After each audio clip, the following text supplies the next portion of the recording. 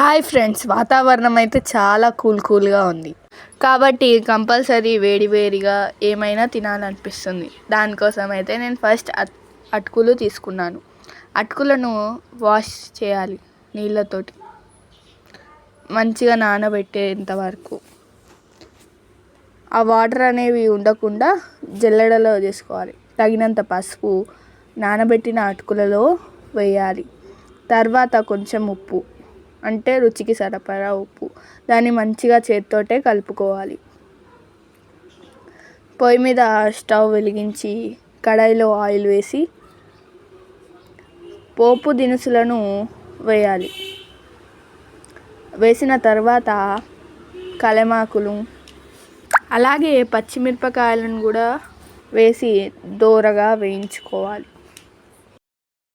తర్వాత మనం నానబెట్టుకున్న అటుకులను దీనిలో వేసేయాలి. మంచిగా మిక్స్ చేయాలి.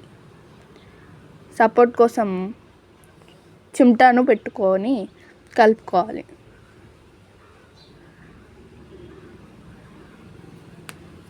ఇది మీరు ఫాస్ట్గా చేయాలి, లేదంటే మన అటుకులు మాడిపోయే అవకాశం ఉంటుంది. ఆ కలర్ అనేది పసుపు రంగులో మారిపోతుంది అటుకులు. తగినంత కారం వేసుకొని మళ్ళీ ఒకసారి మంచిగా కలుపుకోవాలి. మీకు కావాలంటే పల్లీలు కూడా వేసుకోవచ్చండి ఫస్ట్లోనే. నేనైతే ఇక్కడ ఏం వేయలేను, ఖాళీ సింపుల్గా చూపెట్టాలని. అంతే, మనకు వేడి పోహ రెడీ.